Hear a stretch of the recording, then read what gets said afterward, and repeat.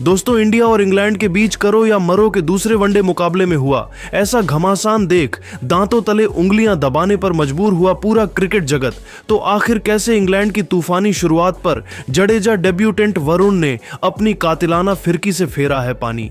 कैसे भारतीय गेंदबाजों ने अपनी खौफनाक गेंदबाजी से उड़ाकर रख दिए सितारों से सजे इंग्लिश बल्लेबाजी क्रम के परखच्चे? दिखाएं बल्लेबाजों को दिन में तारे, पलट डाला मैच का पांसा, कितने रनों पर ढेर कर दिया उन्होंने पूरी की पूरी इंग्लैंड को दिखाएंगे।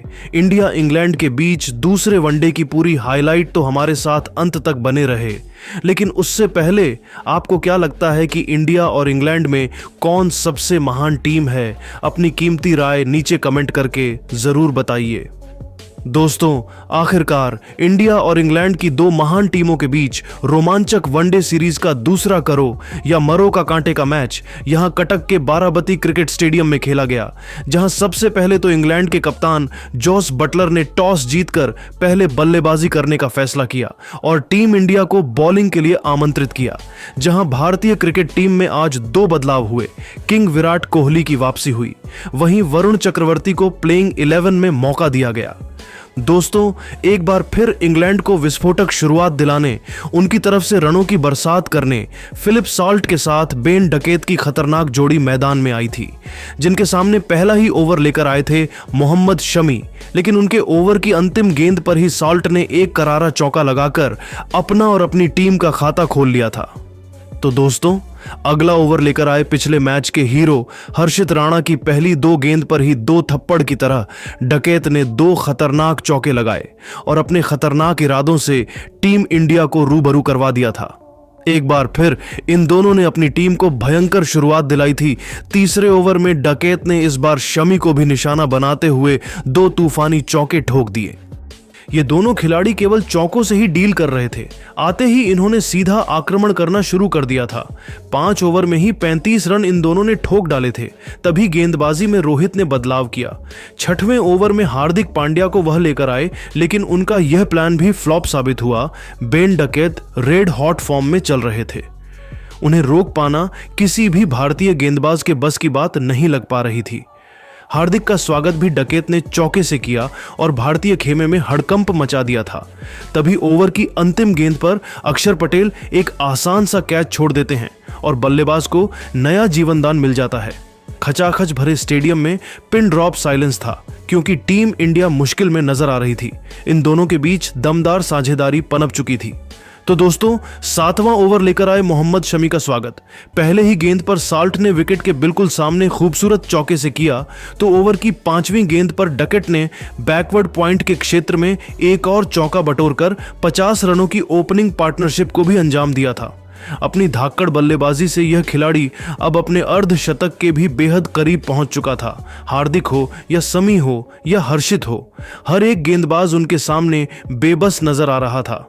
10वें ओवर में हार्दिक पांड्या की चौथी गेंद पर फिलिप सॉल्ट ने एक तूफानी छक्का उड़ाया और 10 ओवर के पावर प्ले में अपनी टीम इंग्लैंड को 75 रनों तक पहुंचा दिया। टीम इंडिया को किसी भी कीमत पर विकेट चाहिए था। ऐसे में कप्तान रोहित शर्मा ने एक नया दौर खेला। उन्होंने 11वें ओवर में गेंदबाजी में बदलाव किया और अपने ब्रह्मास्त्र वरुण चक्रवर्ती को गेंदबाजी में बुलाया। और दोस्तों, आते ही वरुण चक्रवर्ती ने अपना जादू दिखाते हुए गेंद पर उन्होंने खतरनाक लग रहे फिलिप्स सॉल्ट को एलबीडब्ल्यू कर अपने डेब्यू मैच में ही पहली सफलता टीम इंडिया को दिला दी थी, जहां फिलिप सॉल्ट 29 गेंद पर 2 चौकों 1 छक्के की बदौलत 26 रन बनाकर पेवेलियन लौट गए। आखिरकार टीम इंडिया को एक सफलता मिल चुकी थी। उनके आउट होने के बाद अब मैदान में मोर्चा संभालने के लिए इंग्लैंड के सबसे भरोसेमंद खिलाड़ी जो रूट आ चुके थे। टीम इंडिया ने मैच में तगड़ी वापसी कर ली थी, ऐसा सबने सोचा था। लेकिन दूसरी तरफ बेन डकैत ने अगले ही ओवर में हर्षित राणा की गेंद पर 2 रन लेकर अपनी धमाकेदार हाफ सेंचुरी केवल 39 बॉल में ठोक दी। वह इंडिया और इंग्लैंड के बीच दीवार बनकर खड़े हुए थे। इन दोनों खिलाड़ियों ने 15 ओवर में अपनी टीम को 98 रनों तक पहुंचा दिया। अगले ओवर में इंग्लैंड 100 के पास थी, लेकिन दोस्तों तभी 16 ओवर में रोहित के त्रुप के इक्के रविंद्र जडेजा ने अपनी फिरकी का जादू दिखाते हुए ऐसा चमत्कार दिखाया कि इन फॉर्म बेन डकैत को बाउंड्री पर हार्दिक पांड्या के हाथों कैच करवाकर उन्होंने इंग्लैंड को दूसरा सबसे बड़ा झटका दिया था। जहां बेन डकेत 56 बॉल में 10 चौकों की बदौलत 65 रन बनाकर पेवेलियन लौट गए और टीम इंडिया मैच में मजबूत बढ़त बना चुकी थी। अब मैदान में रूट का साथ निभाने हैरी ब्रूक आ चुके थे। अपनी टीम की नाजुक हालत को समझते हुए इन दोनों ने फूंक फूंक कर कदम रखना शुरू किया। रूट मैदान में चट्टान की तरह उठे हुए थे तो 19वें ओवर में वरुण को आड़े हाथों लेते हुए ब्रुक ने आते ही एक तूफानी छक्का उड़ा दिया। उन्हें देखकर लगा ही नहीं कि वह दबाव में है। इन दोनों के बीच तेजी से एक अच्छी पार्टनरशिप पनपनी शुरू हो गई थी। यह दोनों दमदार बल्लेबाजी कर रहे थे। 22वां ओवर लेकर आए रविंद्र जडेजा को भी हैरी ब्रुक ने आड़े हाथों लिया और एक खूबसूरत चौका जड़ दिया। यह खिलाड़ी कमाल की फॉर्म में लग रहा था। इन दोनों की मजबूत पार्टनरशिप टीम इंडिया के लिए मुसीबत खड़ी कर रही थी।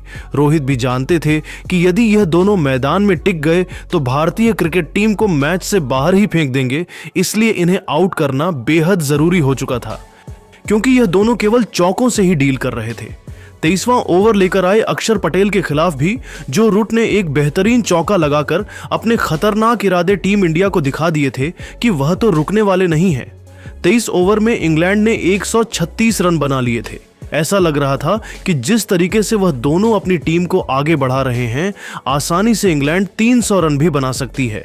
लेकिन दोस्तों, सलाम है भारतीय गेंदबाजों को, जिन्होंने अपनी लाजवाब बॉलिंग से इस कदर टीम इंडिया की तगड़ी वापसी करवाई कि इंग्लैंड को एक एक रनों के लिए तरसा लिया और इंग्लिश क्रिकेट टीम दोस्तों उन्हें बिल्कुल वक्त नहीं लगा और इंग्लैंड को इन्होंने 27 ओवर में ही 150 रनों तक पहुंचा दिया था।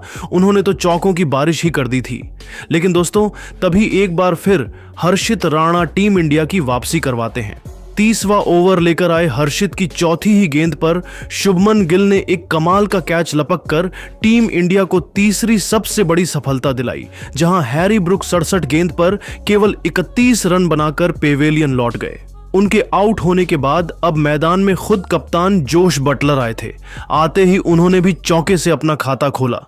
तो दोस्तों, इन दिग्गज बल्लेबाजों ने उसके बाद अपनी बेहतरीन बल्लेबाजी से इंग्लैंड को तेजी से आगे बढ़ाना शुरू किया और 35वें ओवर में हार्दिक को चौका लगाकर बटलर ने इंग्लैंड को 200 रनों के पार ले जाकर खड़ा कर दिया था, जो रूट एक तरफ से दमदार बल्लेबाजी कर रहे थे। 43वें ओवर में रूट ने हार्दिक की पहली गेंद पर चौका लगाकर अपनी दमदार 50 भी ठोक दी थी।